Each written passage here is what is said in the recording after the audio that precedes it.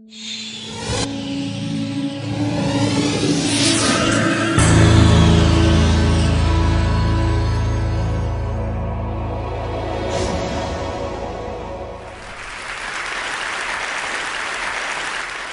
this is about state budgets. This is probably the most boring topic of the whole morning. But I want to tell you, I think it's an important topic that we need to care about. State budgets are big, big money. I'll show you the numbers. And they get very little scrutiny.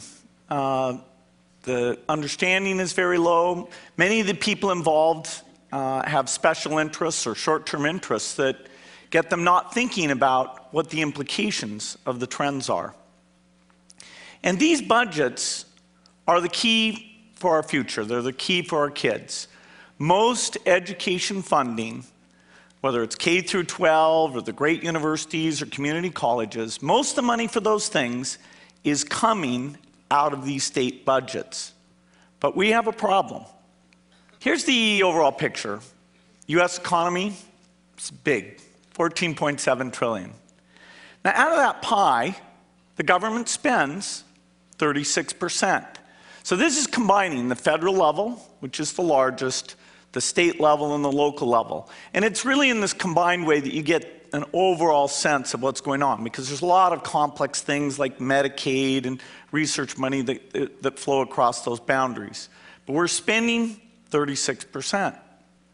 Well, what are we taking in? Simple business question. The answer is 26%.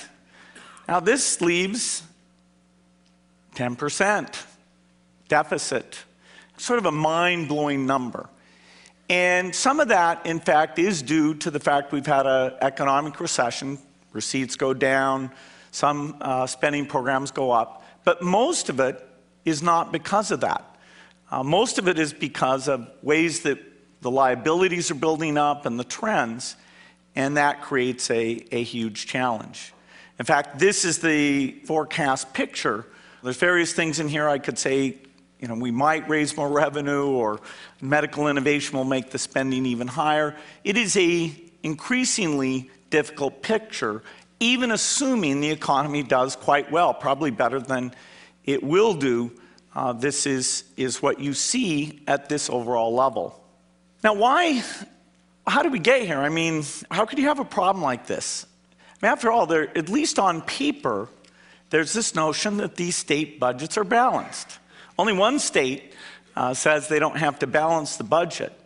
But what this means actually is that there's a pretense. There's no real true balancing going on. And in a sense, the games they play to hide that actually obscure the topic so much that people don't see things that are actually pretty straightforward challenges.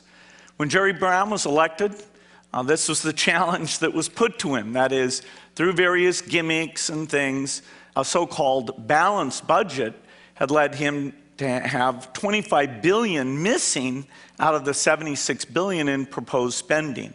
Now, he's put together some thoughts about half of that he'll cut, another half, perhaps in a very complex set of steps, taxes will be approved. But even so, as you go out into those future years, various pension costs, health costs go up enough, and the revenue does not go up enough, so you get a big squeeze. What were those things that allowed us to hide this? Well, some really nice little tricks. And these were somewhat noticed. The paper said it's not really balanced, it's got holes, it perpetuates deficit spending, it's riddled with gimmicks.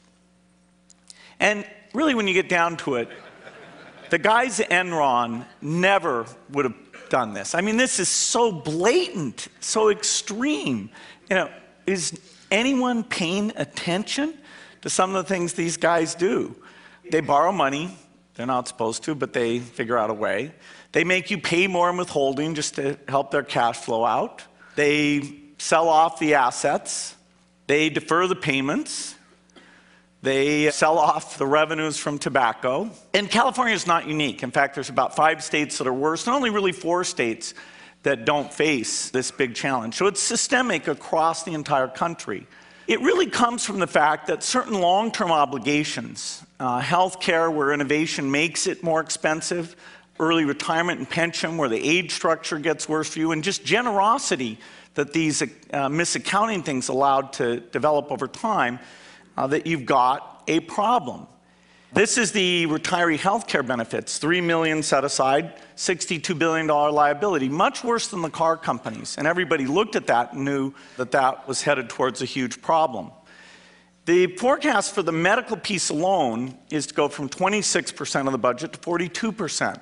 Well, what's going to give? Well, in order to accommodate that, you would have to cut education spending in half.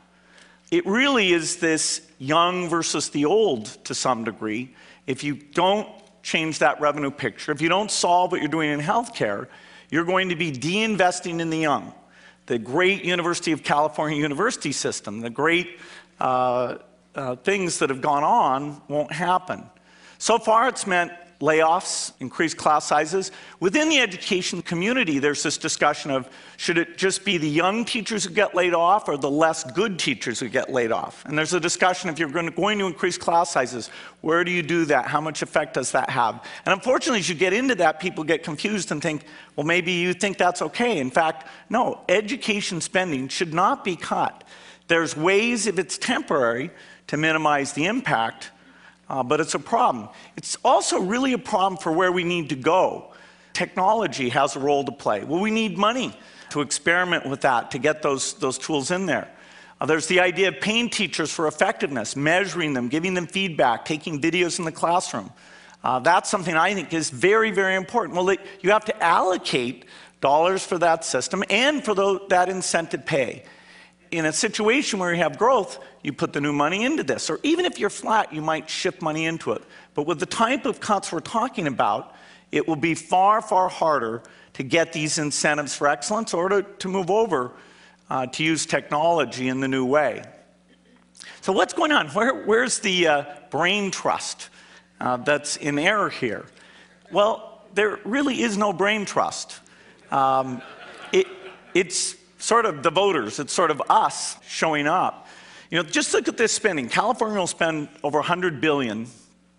Microsoft, 38, Google, about 19. The amount of IQ and good numeric analysis, both inside Google and Microsoft and outside with analysts and people with various opinions, should they have spent on that? No, they wasted their money on this. What about this thing? It really is quite phenomenal. You know, everybody has an opinion. That there's great feedback, and the numbers are used to make decisions. If you go over to the education spending, the healthcare spending, particularly these long-term trends, you don't have that type of involvement on a number that's more important in terms of equity, in terms of learning. So what do we need to do? We need better tools. We can get some things out on the internet. I'm going to use my website to put up some things that'll give the basic picture. We need lots more. There's a few good books, one about school spending and where the money comes from, how that's changed over time and the challenge. We need better accounting. We need to take the fact that the current employees, the future liabilities they create, that should come out of the current budget. We need to understand why they've done the pension accounting the way they have. It should be more like private accounting. It's the gold standard. And finally, we need to really reward politicians. Whenever they say there's these long-term problems, we can't say, oh, you're the messenger with bad news? We just shot you. In fact, there are some, like these, Erskine Bowles, Alan Simpson, and others, who've gone through and given proposals for this overall federal health spending state-level problem. But in fact, their work sort of pushed off. In fact, the week afterwards, some tax cuts were done that made the situation even worse than their assumptions. So we need these pieces. Now, I think this is a solvable problem. You know, it's a great country with lots of people, but we have to draw those people in because this is about education. And just look at what the tuitions happened with the University of California and project that out for another 3, 4, 5 years. It's unaffordable. And that's the kind of thing, the investment in the young, that makes us great, allows us to contribute, it allows us to do the art, the biotechnology, the software, and all those magic things. And so the bottom line is we need to care about state budgets because they're critical for our kids and our future. Thank you.